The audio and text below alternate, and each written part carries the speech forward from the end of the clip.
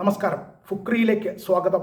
French ക്ലബ്ബായ PSG തുടർച്ചയായി രണ്ടാം വട്ടവും ചാമ്പ്യൻസ് ലീഗ് കിരീടം ഉയർത്തി. ആഴ്സണലിനെ ഫൈനലിൽ പെനാൽറ്റി ഷൂട്ടൗട്ടിലാണ് PSG തോൽപ്പിച്ചത്. 3-നെതിരെ 4 ഗോളുകൾക്കാണ് PSG ജയം.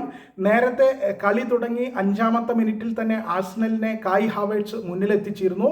പിന്നീട് അങ്ങോട്ട് PSG തുടർച്ചയായി സമ്മർദ്ദം ചെലുത്തിയെങ്കിലും ഗോളടിക്കാനായില്ല. 65-ാമത്തെ മിനിറ്റിൽ ഒരു പെനാൽറ്റി കിക്കിലൂടെ ഡെംബലയാണ് PSG ആഴ്സണലിനൊപ്പം എത്തിച്ചത്.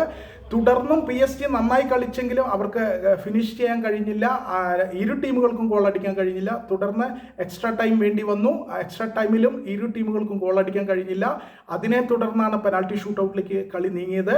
പെനാൽറ്റി ഷൂട്ടൗട്ടിൽ ആഴ്സണൽ 2 കിക്കുകൾ പാഴാക്കിയപ്പോൾ PSG 1 കിക്ക് മാത്രമാണ് പാഴാക്കിയത്. ഇതിൻ്റെ അടിസ്ഥാനത്തിൽ 3-നെതിരെ 4 ഗോളുകൾക്ക് അവർ ജയിച്ചു കയറുകയായിരുന്നു.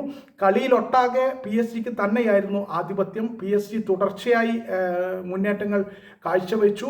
പന്ത് കൂടുതലും നിയന്ത്രിച്ചത് PSG ആയിരുന്നു. ഷോട്ടുകൾ, ഗോൾ പോസ്റ്റിലേക്ക് ഷോട്ടുകൾ ഉതിർത്തതും PSG ആയിരുന്നു. പക്ഷെ അവർക്ക് ഗോൾ അടിക്കാൻ, ഫിനിഷ് ചെയ്യാൻ കഴിഞ്ഞില്ല. അങ്ങനെയാണ് കളി എക്സ്ട്രാ ടൈമിലേക്കും തുടർന്ന് പെനാൽറ്റി ഷൂട്ടൗട്ടിലേക്കും നീങ്ങിയത്.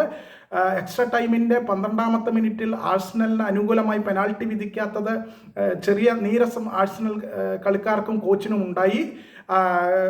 തുടർന്ന് 2 മഞ്ഞക്കാർഡുകൾ റഫറിക്ക് ഉയർത്തേണ്ടി വന്നു.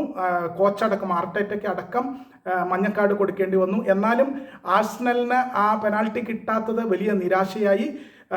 എന്തായാലും ഒരിക്കൽ പോലും ചാമ്പ്യൻസ് ലീഗ് കിരീടം ഉയർത്താൻ കഴിഞ്ഞില്ല എന്ന ആഴ്സണലിൻ്റെ ആ വിഷമം ഇപ്പോഴും ബാക്കി നിൽക്കുകയാണ്. അവർക്ക് ഇനിയും കാത്തിരിക്കണം എന്നതാണ് ഒടുവിലത്തെ ഫലം കാണിക്കുന്നത്.